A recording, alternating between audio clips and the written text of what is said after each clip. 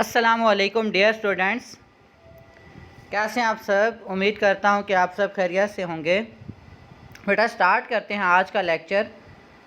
علامہ اقبال کی غزل اور اس کا جو شعر آج ہم نے پڑھنا ہے وہ ہے: جلا سکتی ہے شمع کشتہ کو موج نفس ان کی، الہی کیا چھپا ہوتا ہے اہل دل کے سینوں میں۔ تو سب سے پہلے اس کی لغت دیکھ لیتے ہیں۔ شمع کشتہ، بجھی ہوئی شمع، موج نفس، اس سے مراد سانس ہے، پھونک بھی اس کو کہا جا سکتا ہے۔ اہل دل، اس سے مراد نیک لوگ ہیں یا درویش لوگ۔ جلا سکتی ہے، دو لفظ ہوتے ہیں بیٹا، ایک ہوتا ہے جلانا اور ایک ہوتا ہے جلانا۔ جلانا جیسے آگ جلا دیتی ہے انسان کو، اور جلانا ہوتا ہے مردہ شے کو زندہ کرنا، جلا بخشنا۔ ٹھیک ہے، تو یہاں پہ یہ لفظ جلا ہے، جلا نہیں ہے۔ جلا سکتی ہے شمع کشتہ کو موج نفس ان کی، یعنی دوبارہ سے زندہ کر دیتی ہے۔ اب بیٹا اس کا مفہوم دیکھتے ہیں، تو اس کا مفہوم کچھ یوں بنے گا کہ ان کی پھونک تو بجھی ہوئی شمع کو بھی جلا سکتی ہے، خدا ہی بہتر جانتا ہے کہ ان کے سینوں میں کون سی طاقت موجود ہے۔ تشریح: اس شعر میں شاعر اللہ تعالیٰ کے نیک بندوں کے اوصاف کا تذکرہ کر رہے ہیں، اور شاعر یہ بتانا چاہتے ہیں کہ اللہ کے نیک بندے جو ہوتے ہیں ان کے سینوں میں عشق کی آگ اس طرح سے روشن ہوتی ہے کہ ان کی پھونک بجھی ہوئی شمع کو بھی جلا سکتی ہے۔ اب دیکھیں بیٹا، ہم کسی شمع جو جل رہی ہو اور اس کو بجھانا چاہیں، ہم اس پہ پھونک ماریں تو وہ شمع یا موم بتی جو ہے وہ بجھ جاتی ہے۔ تو اگر ہم موم بتی کو بجھانے کے لیے پھونک کا استعمال کریں تو یہ تو ایک نیچرل فینومینا ہے کہ اسی طرح جو موم بتی ہے وہ بجھتی ہے۔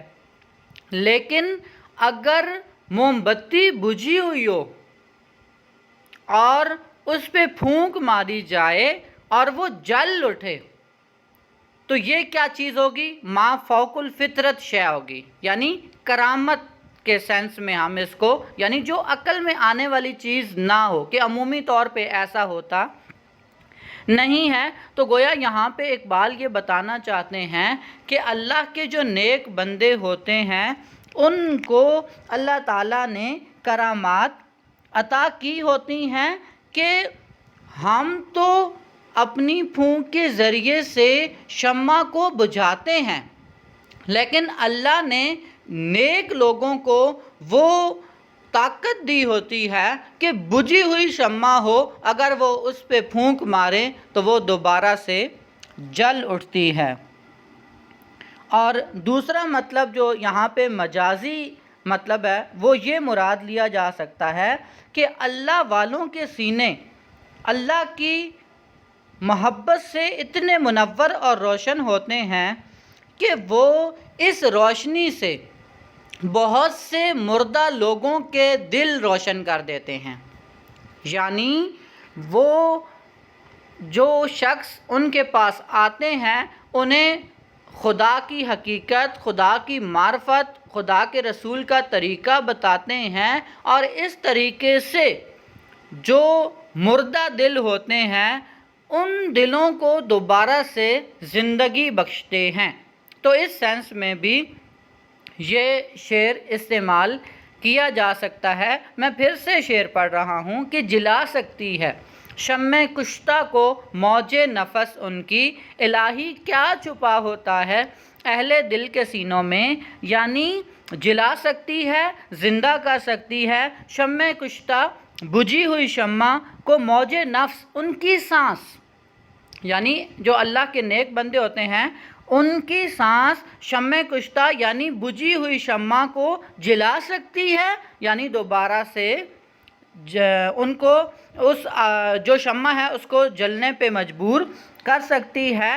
الہی کیا چھپا ہوتا ہے اہل دل کے سینوں میں؟ تو یہاں پہ سوالیہ انداز ہے، یعنی وہ ایک جو سوال پیدا ہو رہا ہے کہ آخر یہ ایسی کشف و کرامات کیسے آ گئیں؟ تو اقبال نے یہاں پہ سوالیہ انداز اپنا کے جملے اس سینس کو، اس مصرعے کے سینس کو مزید بہتر بنا کر اور اس کو اور اچھا بنا دیا ہے۔ تو گویا یہ سوالیہ انداز اس بات کی طرف بھی اشارہ کر رہا ہے کہ وہ جو اللہ کے نیک بندے ہیں ان کو اللہ نے کیسی کیسی طاقتیں عطا کی ہوتی ہیں، ایک عام انسان اس کا ادراک بالکل بھی نہیں کر سکتا۔ تو اسی انداز میں اقبال نے یہ کہا ہے کہ الہی کیا چھپا ہوتا، کہ آخر وہ کون سی شے ہے کہ ہم تو شمع کو پھونک سے بجھاتے ہیں اور وہ شمع کو پھونک سے جلا لیتے ہیں۔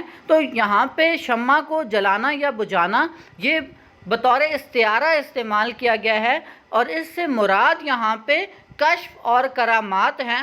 شمع کو بجھانے یا جلانے کا فقط مقصود جو ہے یہاں پہ وہ ایک مثال دینا ہے، جیسا کہ اقبال نے ہی کہا ہے کہ کوئی اندازہ کر سکتا ہے اس کے زور بازو کا، نگاہ مرد مومن سے بدل جاتی ہیں تقدیریں۔